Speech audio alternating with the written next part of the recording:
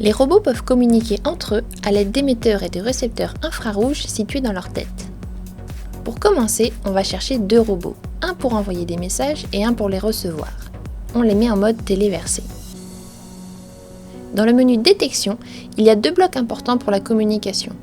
Un bloc pour envoyer des messages et un bloc qui contient le message reçu. Par IR veut dire par infrarouge. On va utiliser le robot 1 pour envoyer un message « Hi » ou « Salut » en anglais.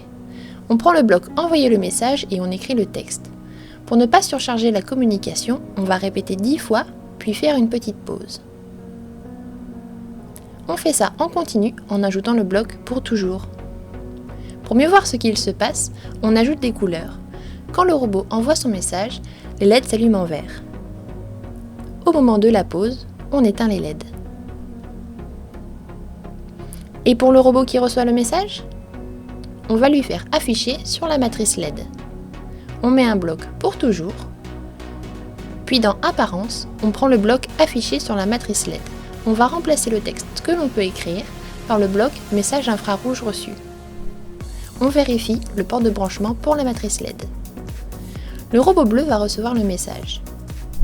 On allume le robot rose. Les LED sont vertes, ça veut dire que le message est envoyé. Le robot bleu affiche en continu le message reçu. Au moment de la pause, le robot bleu ne reçoit rien et donc n'affiche rien. Utilisons maintenant un message pour déclencher une action. Pour le robot 1, on reprend le même programme. Si le message n'est qu'un déclencheur d'action, on peut écrire quelque chose de très simple, comme une lettre. Le message est au format texte, le contenu ne sert qu'à s'y retrouver. Le robot 2 commence par éteindre ses LED, puis on va ajouter une condition d'attente. On met le bloc « Attendre jusqu'à » et on va dans le menu « Opérateur ». On commence par le bloc « Pas » pour inverser la condition qui suit. On ajoute un bloc « Égal » pour faire une comparaison. On vérifie le contenu du message reçu par le robot. On prend le bloc « Joindre » qui crée une chaîne de texte et on efface tout pour créer un texte vide. On demande donc au robot d'attendre jusqu'à ce que le message reçu ne soit pas vide. Quand la condition est remplie, on déclenche l'action qui est d'allumer les LED et avancer pendant 1 seconde.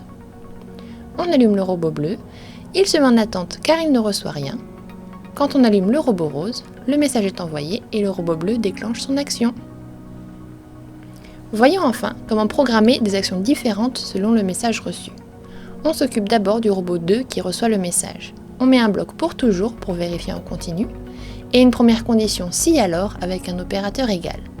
On compare le message reçu avec une valeur au format texte car on ne peut comparer que des éléments au même format. On utilise l'opérateur joindre pour créer le texte 1. Si le message reçu est 1, alors on allume les LED en rouge. On duplique ensuite cet ensemble pour programmer d'autres cas. Si le message reçu est 2, alors on allume les LED en bleu. Si le message reçu est 3, alors on allume les LED en jaune. On duplique autant de fois qu'on veut. On a ainsi nos différents cas. Avec le robot 1, on enverra le message qu'on veut. On regarde le résultat.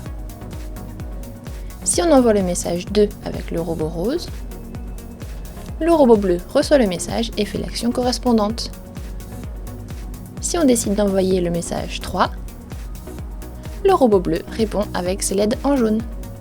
Tu peux combiner ces possibilités pour faire communiquer des robots et programmer différentes actions selon les messages qu'ils s'échangent. Et maintenant, à toi de coder!